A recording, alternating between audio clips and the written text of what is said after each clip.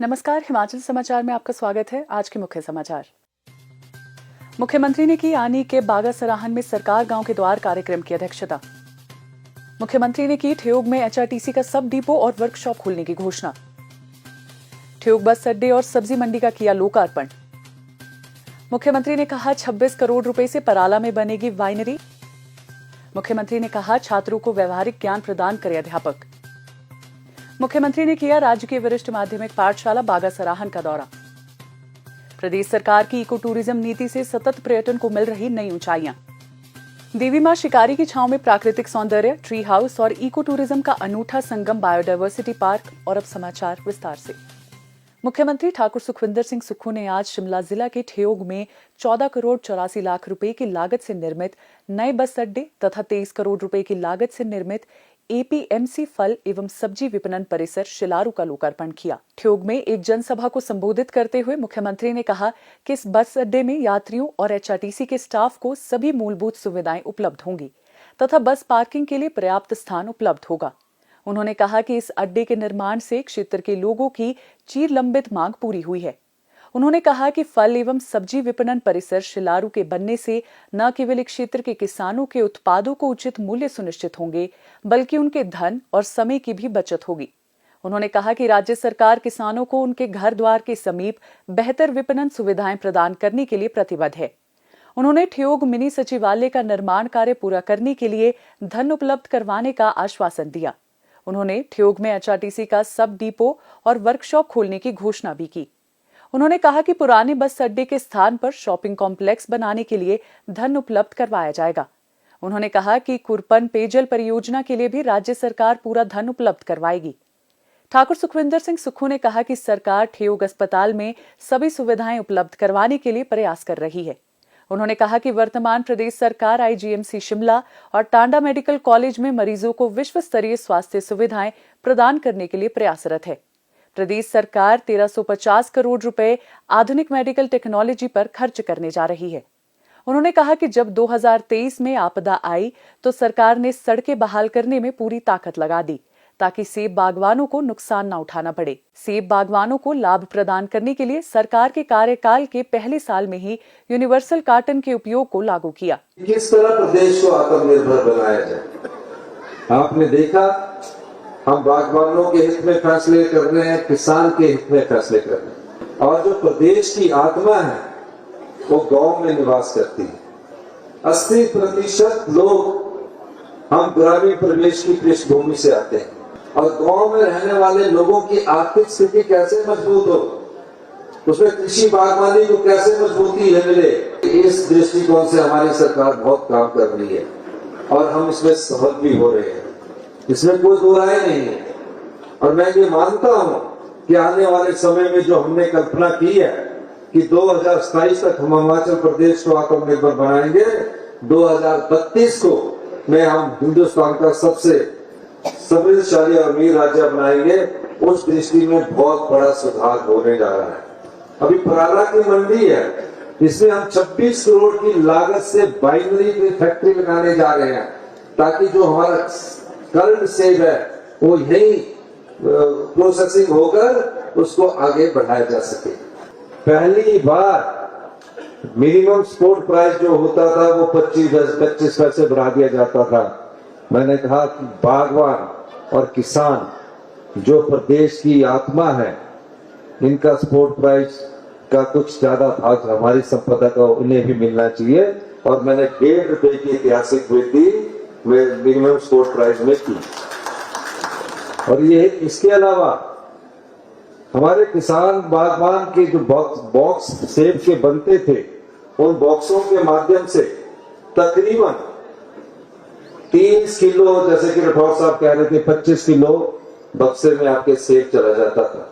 और हमने आते ही पहली साल बीतने के बाद यहाँ यूनिवर्सल कार्टन लागू कर दिया। और आज यूनिवर्सल कार्टन के माध्यम से शुरू में कुछ आढ़तियों ने विरोध किया, अब उन्होंने इसे सहर्ष स्वीकार कर लिया है। आज किसान को जितना सेब उसकी पेटी में जा रहा है उतना सेब का मूल्य उसे मिल रहा है। उन्होंने कहा कि हिमाचल प्रदेश के किसानों को लाभान्वित करने के लिए प्रधानमंत्री श्री नरेंद्र मोदी से विदेशों से आयात होने वाले सेब पर प्रतिबंध लगाने की मांग की है। उन्होंने कहा कि हम हर मंच पर बागवानों के हितों की बात को उठा रहे हैं। मुख्यमंत्री ने कहा कि राज्य सरकार के प्रयासों के फलस्वरूप चीन बॉर्डर के नजदीक शिपकीला पर्यटकों के लिए खोला गया है। उन्होंने कहा कि शिपकीला से मानसरोवर यात्रा शुरू करने के लिए भी राज्य सरकार प्रयास कर रही है। ये प्रदेश को आत्मनिर्भर बनाने की दिशा में एक अन्य कदम है। मुख्यमंत्री ठाकुर सुखविंदर सिंह सुक्खू ने मंगलवार सायं कुल्लू जिला के आनी क्षेत्र के दूर दराज गांव बागा सराहन में सरकार गांव के द्वार कार्यक्रम की अध्यक्षता की। इस अवसर पर मुख्यमंत्री ने कहा कि सरकार का ध्येय राज्य के प्रत्येक क्षेत्र का समान विकास तथा कल्याण सुनिश्चित करना है। उन्होंने कहा कि इसी दिशा में सरकार ने अनेक कल्याणकारी नीतियां और महत्वाकांक्षी कार्यक्रम लागू किए हैं। इसी कड़ी में सरकार गांव के द्वार कार्यक्रम आरंभ किया गया है। मुख्यमंत्री ने कहा कि प्रदेश के दूर दराज क्षेत्रों में रहने वाले लोगों को छोटे छोटे कार्यों के लिए जिला मुख्यालय या राज्य सचिवालय आने की जरूरत न पड़े, इसके लिए सरकार स्वयं गांव के द्वार कार्यक्रम द्वारा लोगों के घर द्वार पर समस्याओं का समाधान कर रही है। इससे लोगों के समय और धन की भी बचत हो रही है। उन्होंने कहा कि इससे पहले सरकार गांव के द्वार कार्यक्रम का आयोजन अति दुर्गम क्षेत्र डोडराखवार, कुपवी, किलाड़ और शर्ची में किया गया है। मुख्यमंत्री ने कहा, मैंने व्यक्तिगत तौर पर इन कार्यक्रमों में जाने और दूर दराज के इलाके में रात्रि विश्राम का निर्णय लिया ताकि दुर्गम क्षेत्र में रहने वाले लोगों की समस्याओं को करीब से जान सकूं। उन्होंने कहा कि सरकार गांव के द्वार कार्यक्रम के तहत वह स्वयं और मंत्रिमंडल के सहयोगी गांव-गांव जाकर लोगों से सीधा संवाद स्थापित कर समस्याओं को हल करने का प्रयास कर रही हैं। इस कार्यक्रम के माध्यम से दुर्गम क्षेत्रों में रहने वाले लोग विशेष रूप से लाभान्वित हो रहे हैं। मुख्यमंत्री ने युवाओं से आह्वान किया कि वे सरकार द्वारा सृजित किए गए स्वरोजगार के अवसरों का भरपूर लाभ उठाएं तथा नशे जैसी सामाजिक बुराइयों से दूर रहे। मुख्यमंत्री ठाकुर सुखविंदर सिंह सुक्खू ने आज कुल्लू जिला के निरमंड उपमंडल में राजकीय वरिष्ठ माध्यमिक पाठशाला बागा सराहन का दौरा किया।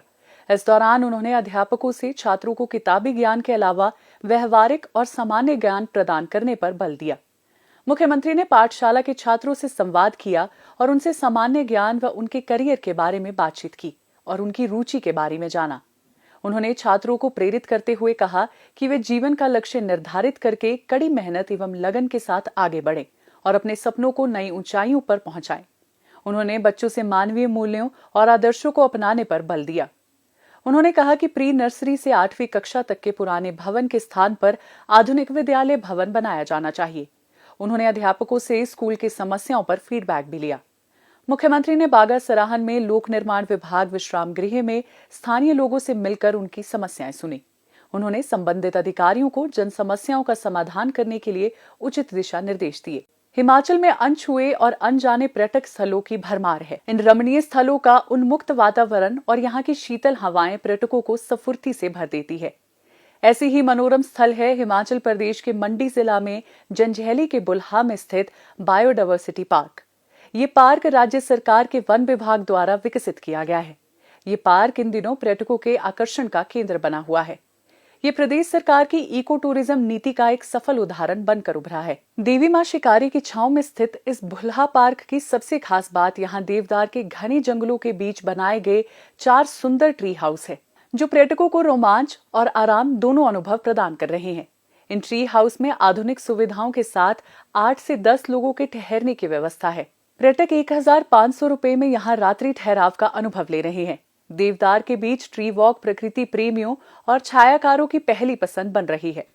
प्रदेश सरकार के वन विभाग द्वारा पार्क के भीतर विभिन्न प्रजातियों की नर्सरी विकसित की गई है। इन नर्सरियों में स्थानीय और दुर्लभ प्रजातियों के पौधे देखे जा सकते हैं।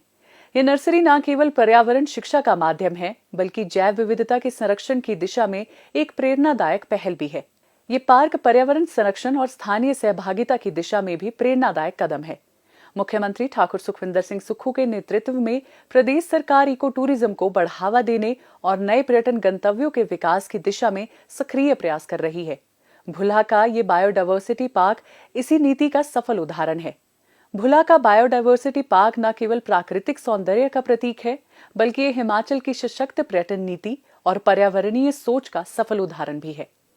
हिमाचल समाचार देखने के लिए सब्सक्राइब करें यूट्यूब चैनल हिमाचल समाचार, लाइक करें Facebook page information and public relations department Himachal Pradesh और सीएमओ हिमाचल, फॉलो करें एक्स है DPRHP और सीएमओ हिमाचल, फॉलो करें इंस्टाग्राम है DIPR हिमाचल और सीएमओ हिमाचल, विजिट करें वेबसाइट www.himachalpr.gov.in। इस अंक में इतना ही। कल फिर होगी मुलाकात। दीजिए इजाजत। नमस्कार।